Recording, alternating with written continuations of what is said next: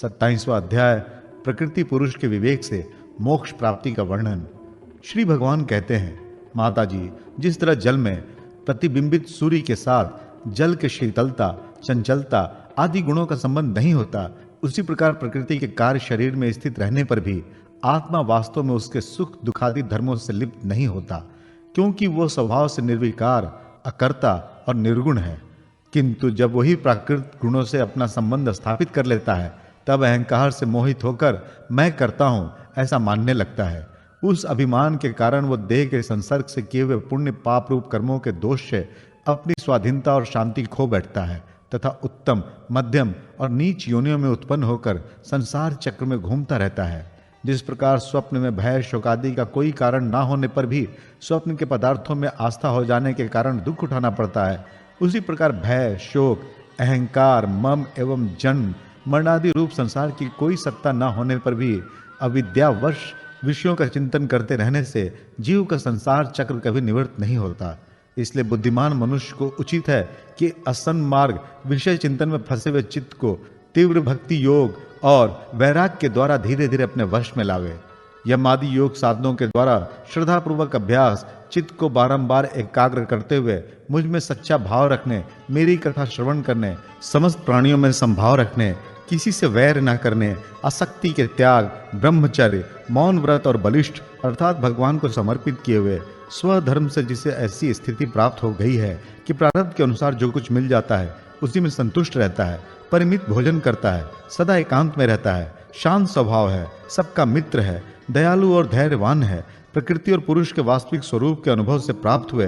तत्व ज्ञान के कारण स्त्री पुत्रादि संबंधियों के सहित इस देह में मैं मेरेपन का मिथ्या अभिनिवेश नहीं करता, बुद्धि की जागृदादि अवस्थाओं से भी अलग हो गया है तथा परमात्मा के सिवा और कोई वस्तु नहीं देखता। वो आत्मदर्शी मुनि नेत्रों से सूर्य को देखने की भांति अपने शुद्ध अंतःकरण द्वारा परमात्मा का साक्षात्कार कर उस अद्वितीय ब्रह्म पद को प्राप्त हो जाता है, जो देहादि संपूर्ण उपाधियों से पृथक अहंकार आदि मिथ्या वस्तुओं में सत्य रूप से भासने वाला जगत कारण भूता, प्रकृति का अधिष्ठान, महदादि कार्य वर्ग प्रकाशक और कार्य कारण रूप संपूर्ण पदार्थों में व्याप्त है।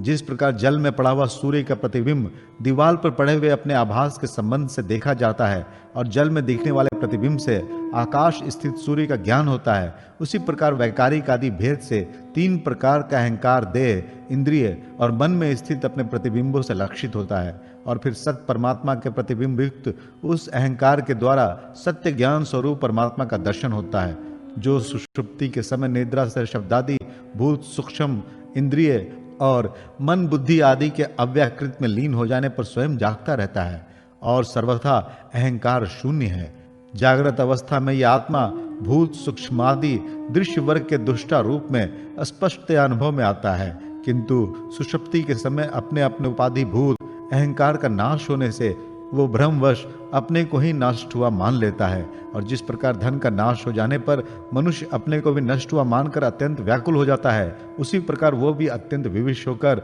नश्वत हो जाता है। माता जी, इन सब बातों का मनन करके विवेकी पुरुष अपने आत्मा का अनुभव कर लेता है, जो अहंकार के सहित संपूर्ण तत्वों का अधिष्ठान और प्रकाशक है। देवहूति ने पूछा, प्रभु, पुरुष और प्रकृति दोनों ही नित्य और एक दूसरे के आश्रय से रहने वाले हैं, इसलिए प्रकृति तो पुरुष को कभी छोड़ ही नहीं सकती। ब्रह्मन, जिस प्रकार गंध और पृथ्वी तथा रस और जल की पृथक पृथक स्थिति नहीं हो सकती, उसी प्रकार पुरुष और प्रकृति भी एक दूसरे को छोड़कर नहीं रह सकते। अतः जिनके आश्रय से अकर्ता पुरुष को ये कर्म बंधन प्राप्त हुआ है, उन प्रकृति के गुणों के रहते हुए उससे कैवल्य पद कैसे प्राप्त होगा? यदि तत्वों का विचार करने से कभी यह संसार बंधन का तीव्र भय निवृत्त हो भी जाए, तो भी उसके निमित्त भूत प्राकृत गुणों के अभाव न होने से वो भय फिर उपस्थित हो सकता है। श्री भगवान ने कहा, माता जी, जिस प्रकार अग्नि का उत्पत्ति स्थान अरणि अपने से ही उत्पन्न अग्नि से जलकर भस्म हो जाती है, उसी प्रकार निष्काम भाव से किए हुए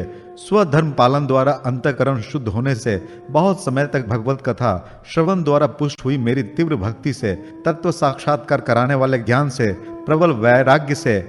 व्रत नियमादि के सहित किए हुए ध्यानाभास से और चित्त की प्रगाढ़ एकाग्रता से पुरुष की प्रकृति अविद्या दिन रात क्षीण होती हुई धीरे धीरे लीन हो जाती है। फिर नित्य प्रति दोष दिखने से भोग कर त्यागी हुई वो प्रकृति अपने स्वरूप में स्थित और स्वतंत्र बंधन मुक्त हुए उस पुरुष का कुछ भी नहीं बिगाड़ सकती। जैसे सोए हुए पुरुष को स्वप्न में कितने ही अनर्थों का अनुभव करना पड़ता है, किंतु जग पड़ने पर उसे उन स्वप्न के अनुभवों से किसी प्रकार का मोह नहीं होता, उसी प्रकार जिसे तत्व ज्ञान हो गया है और जो निरंतर मुझ में ही मन लगाए रहता है, उस आत्माराम मुनि का प्रकृति कुछ भी नहीं बिगाड़ सकती। जब मनुष्य अनेकों जन्मों में बहुत समय तक इस प्रकार आत्मचिंतन में ही निमग्न रहता है, तब उसे ब्रह्मलोक पर्यंत सभी प्रकार के भोगों से वैराग्य हो जाता है।